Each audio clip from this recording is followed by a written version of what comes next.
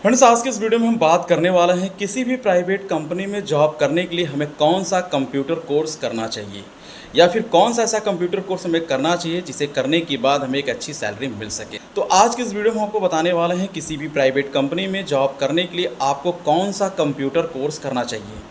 अगर आपने 10th पास कर लिया है, आपने 12th पास कर लिया है या फिर आप ग्रेजुएशन कर रहे हैं, तो ऐसे में आपको कौन सा कंप्यूटर कोर्स करना चाहिए जिसे करने के बाद किसी भी प्राइवेट कंपनी में आप जॉब कर सकते हैं एक अच्छी सैलरी पर।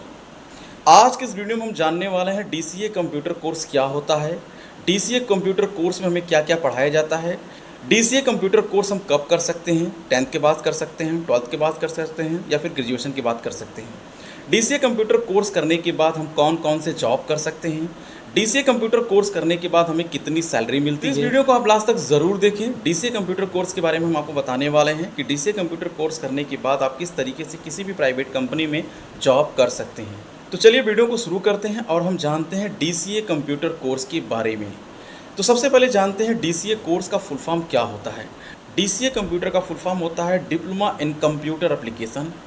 यह कंप्यूटर के फील्ड में एक डिप्लोमा कोर्स है जिसे आप 10th या 12th या फिर ग्रेजुएशन के बाद कर सकते हैं। अगर आप किसी भी प्राइवेट कंपनी में जॉब करना चाहते हैं तो आपको डीसीए कंप्यूटर कोर्स करना चाहिए। अगला जानते हैं डीसीए कंप्यूटर कोर्स के सिलेबस के बारे में, यानी कि डीसीए कंप्यूटर कोर्स में आपको क्या क्या पढ़ाया जाता है।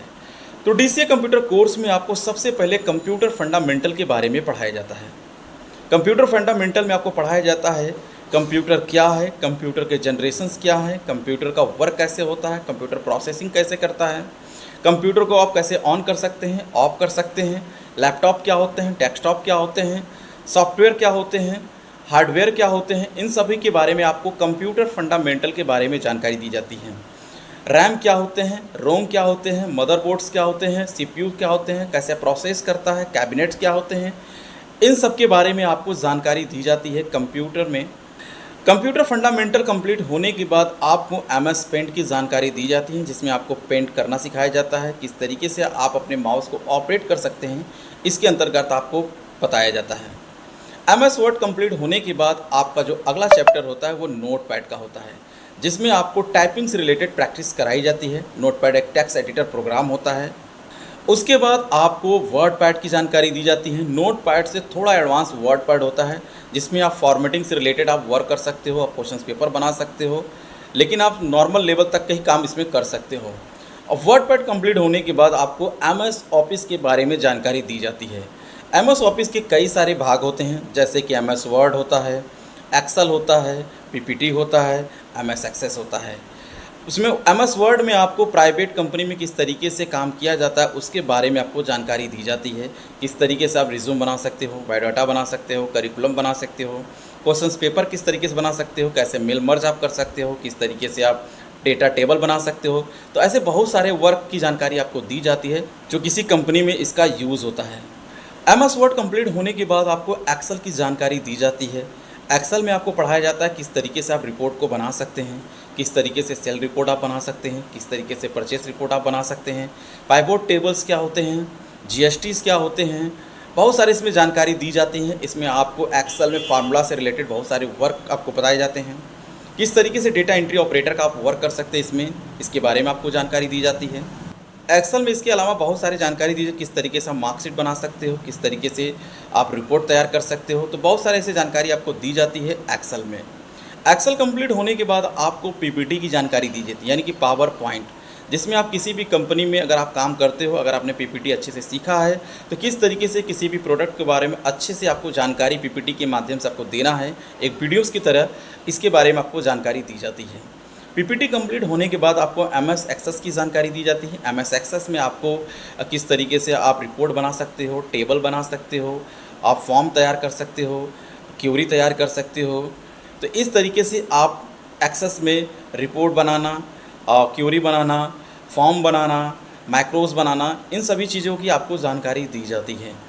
इसके बाद आपको टैली ईआरपी 9 की जानकारी दी जाती है। टैली ईआरपी 9 में आपको किस तरीके से कंपनी बनाया जाता है, किस तरीके से रिपोर्ट बनाया जाता है, किस तरीके से वाउचर का यूज़ हम करते हैं, जीएसटी कैसे एक्टिवेट करते हैं, कंपनी को डिलीट कैसे कर सकते हैं, करेक्शन कैसे कर सकते हैं, चेंजेस कैसे कर सकते हैं, किस तरीके से आप कंपनी के बैलेंस शीट को देख सकते हैं, प्रॉफिट एंड लॉस को देख सकते हैं। इन सभी चीज़ों के बारे में आपको जानकारी दी जाती है टैली प्राइम पे, टैली ERP 9 पे। तो ये कंप्लीट होने के बाद आपको हिंदी इंग्लिश की टाइपिंग की जानकारी दी जाती है, क्योंकि किसी भी कंपनी में काम करने के लिए आपके पास कंप्यूटर में हिंदी और इंग्लिश की टाइपिंग की जानकारी होनी चाहिए और अच्छे लेवल पे होनी चाहिए, और साथ ही साथ आपकी स्पीड भी अच्छी होनी चाहिए। अगला हम जानते हैं DCA कंप्यूटर कोर्स कंप्लीट करने के बाद हम कहाँ कहाँ जॉब कर सकते हैं। DCA कंप्यूटर कोर्स करने के बाद आपके पास कई सारे ऐसे ऑप्शंस आ जाते हैं जहाँ पे आप जॉब कर सकते हैं। तो DCA कंप्यूटर कोर्स कंप्लीट करने के बाद आप किसी भी कंपनी में जॉब कर सकते हैं। कंप्यूटर ऑपरेटर के तौर पे आप काम कर सकते हैं, किसी बिजली विभाग में कंप्यूटर ऑपरेटर के तौर पे काम कर सकते हैं, किसी ऑफिस में आप काम कर सकते हैं, मॉल्स में काम कर सकते हैं, किसी टैली अकाउंटेंट के क्षेत्र में आप काम कर सकते हैं, या अपना खुद का कंप्यूटर सेंटर खोल सकते हैं, अपना खुद का साइबर सेंटर खोल सकते हैं, जनसेवा केंद्र खोल सकते हैं। तो बहुत सारे ऐसे विकल्प हो जाते हैं। ऐसे बहुत DCA कंप्यूटर कोर्स करने के बाद आपके पास बहुत सारे ऐसे विकल्प हो जाते हैं जिससे आप अर्निंग कर सकते हैं। अगला हम जानते हैं DCA कंप्यूटर कोर्स कंप्लीट करने के बाद हमें सैलरी कितनी मिलती है। DCA कंप्यूटर कोर्स करने के बाद आपको कम से कम 25,000 रुपये से लेकर 30,000 रुपये तक की सैलरी आपको मिलती है, वो भी आपके एक्सपीरियंस के आधार पर। ऐसा नहीं है कि आपने DCA कंप्यूटर कोर्स कर लिया है तो आपको 20 से 25,000 रुपये आपको मिलना ही शुरू कर दे। स्टार्टिंग में हो सकता है आपको 8,000, 10,000, 15,000 ऐसे मिलता है, लेकिन आप जैसे जैसे आप एक्सपर्ट होते जाएंगे, जैसे जैसे आपको जानकारी होती जाएंगी, उस तरीके से आप DCA कंप्यूटर कोर्स के अंतर्गत अच्छी सैलरी प्राप्त कर सकते हैं। या फिर अपना खुद का साइबर कैफ़े खोल सकते हैं, कंप्यूटर सेंटर खोल सकते हैं, बच्चों को पढ़ाकर अच्छा इनकम जनरेट कर सकते हैं। तो इस तरीके से आप DCA कंप्यूटर कोर्स करके अपने करियर को बना सकते हैं। धन्यवाद।